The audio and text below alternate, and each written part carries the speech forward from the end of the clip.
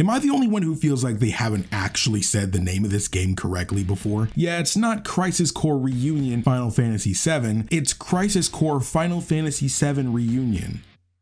I don't even have to say the company's name and you know who it is. Never change, Square, I love you. And I love you even more because the folks over at HQ were kind enough to provide me with the game early so I can get this episode out in time. So much love to them. I'll mail you the check later. And don't worry, I'll be as spoiler free as possible here. So first things first, a little history lesson. Don't worry, it'll be quick. Crisis Core was originally released for the PSP back in September of 2007, 10 years after the original on PS1. So before the uninitiated ask, no, this is not a remake of Final Fantasy VII. It's not a remaster, nor is it a sequel. This game is actually a prequel to the original game. But while that is the case, I could never in good conscience recommend someone play it before playing Final Fantasy VII. The main reason for that is because due to how the story of Final Fantasy VII is orchestrated, events that happened in Midgar in the past are shrouded in mystery. Crisis Core shows the naked truth of some of the most iconic twists of that game. So I have to stress that if you care about that sort of thing, beware. But this isn't a video about Final Fantasy VII or Final Fantasy VII Remake. It's purely about Crisis Core as an experience. And keep in mind, since I'm playing this pre-release and there's tons of people playing this for the first time, I'll keep spoilers at a minimum. No gameplay, story, or mechanics in this video goes beyond chapter 5 of the game. But even then, I'll keep things clean. So with that, let's take a look at Square's latest achievement, the prettiest PSP game. Okay, that may have seemed like a jab, but that's exactly what this is. This is by far the highest quality remaster, not remake, remaster of a game I've seen since Ocarina of Time 3D. You know you've got a freaking banger if everyone thinks your remaster is a remake, though I will say I was definitely in that camp too. No offense, Square, but I've yet to see them put this much effort into a remaster of their work before. They have notable ones, but not to this degree. Though I do want to stress again that this is still a PSP game. It's very obvious in cutscenes that this is the case. Pretty textures don't hide archaic animation. Everything from body movement to facial movement is straight out of the early 2000s. Other similar design choices, or maybe you can even say oversights from the original, are also here to some degree. In those side missions with all those back-to-back fights, yeah, hugging the walls to avoid them still works. And to be honest,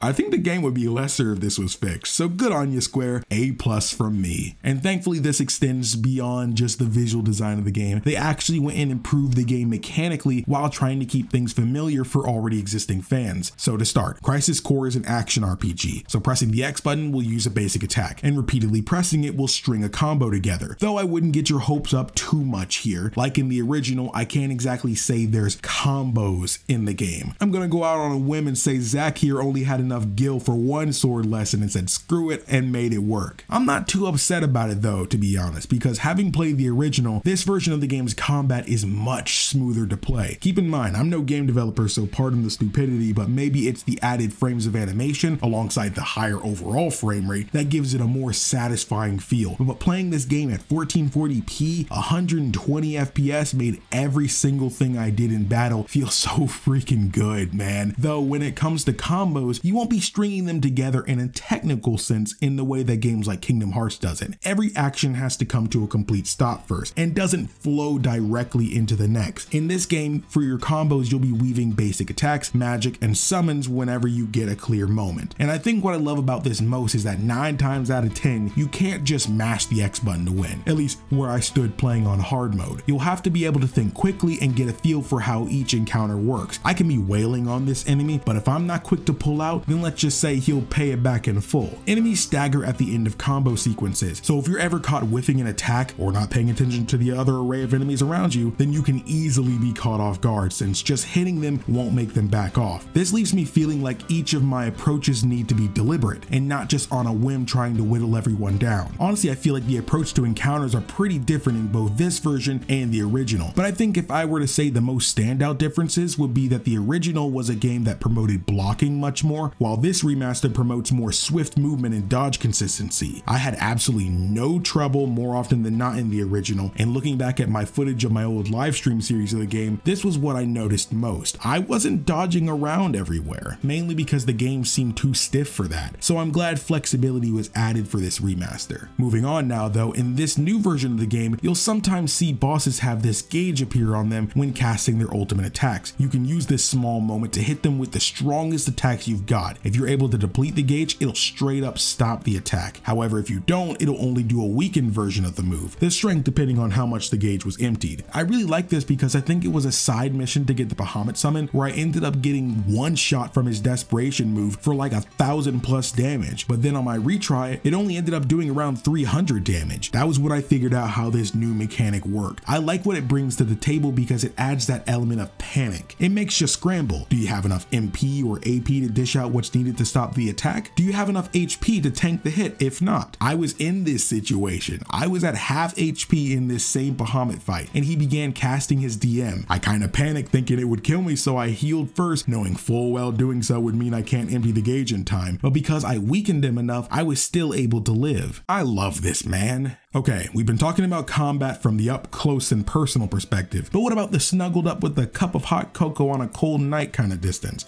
What am I even saying? This game brings back the materia system from Final Fantasy VII. However, the way it's executed is pretty different. I'd say it's most akin to how Kingdom Hearts Birth by Sleep handled its magic commands. So in this game, you can equip certain amounts of materia based on where you're at in the story. And this materia works to where as long as you have MP, you can cast it. It even brings the shortcut menu to the table, Final Fantasy VII Remake and Kingdom Hearts style. Holding LB or L1 will reveal the shortcut menu, and whatever attacks you bring will be available at the touch of a button. So there's two main types of materia you'll be using most frequently, the magic type and the physical types. Physical abilities cost AP, while magic attacks cost MP. It's pretty standard, but things definitely get taken up a notch when you unlock materia fusion. It's as simple as it sounds. With it, you can combine two of these bad boys together and create something even more powerful. For example, I'm not getting much use out of this Esuna materia, and my Thunder materia is maxed out. Going ahead to fuse these together will give me Dark Thunder, which not only exploits thunder-based weaknesses, but it also poisons and silences enemies. Like, bro, what? This freaking rocks, and I'm genuinely wondering if it's weird to be attracted to a video game now. Going further with the fusions, and no, not that far, that's when you can start making magic-based physical attacks like Blizzard Blade and Thundara Blade. They cost AP to use, and while its magic attack isn't as potent as raw casting of the magic itself, it definitely is still worth having since as a physical attack, it's much stronger than your basic attack. I found myself kind of doubling down on certain elements depending on what the general weaknesses of the enemies I'm finding around me. Like, even if I have a Fire Blade and Thundaga Blade equipped, I'll also have Dark Thunder and Fire on deck too, just in case, since again, the magic attack on the physical moves aren't as potent. And well, since it's relevant again thanks to Twitter recently, Cure is sitting cozy where it belongs, on the X button. Okay, most who haven't played the original are probably getting the gist of what this game plays like at this point, but they're probably still wondering what in the Powerball lottery is that in the top left corner. Patience, my unwise spender, I've got you. So this is actually Crisis Core's main gimmick, separating it from anything else in the franchise, the Digital Mind Wave, or DMW for short. This inclusion was added purely to spice up and add an element of uniqueness to every encounter. The slots continuously spin throughout combat, certain numbers and character portraits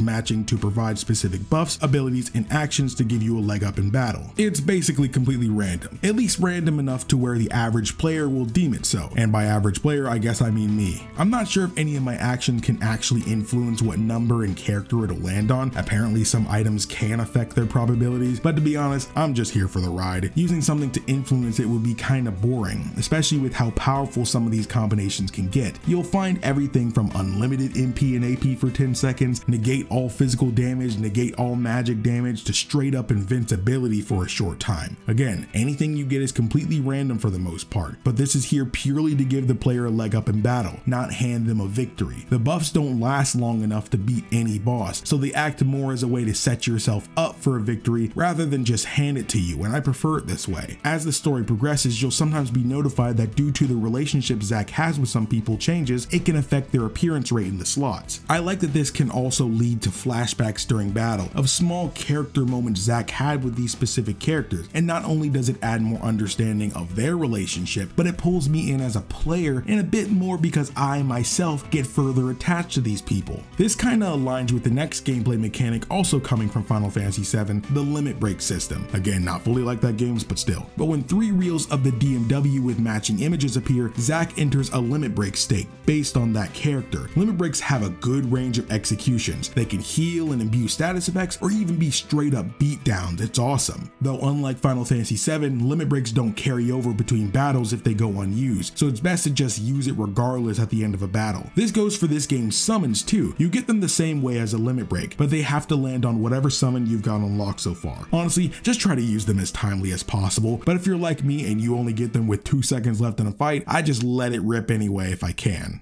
Now, what I think adds a lot to this game that might have been in the original, but I cared so little that I don't remember doing them, is the side missions. Accessible from save points, you can navigate the menu to find a wide assortment of different missions, all with neat goodies as rewards. You can get everything from new materia, accessories, and even summons from them. So even if you're really digging the story, you know, riding the vibes, it's good to take the time to do these because a lot of these rewards just give you more stuff to play with in the story encounters, you know? Why would I not want to go for Bahamut's summon if it meant I could use them in story fights? These missions can eventually get pretty tough. They're obviously not meant to be all beaten back to back. You can up to a point, but don't be surprised if you get put in timeout for getting absolutely washed in these tough fights. I got taught that lesson real hard. I was cruising my way through this one side story about the Midgar Security Division versus Soldier. They stood no chance against me until that final mission, that very first encounter. This robot freaking killed me in one hit. He hit me for more damage than HP I had by like 200. I tried going in again to defend my honor, but it left me sad and disappointed in myself. That is until I came back, stormed their headquarters, poisoned their water supply, burned their crops, and unleashed a plague unto their houses.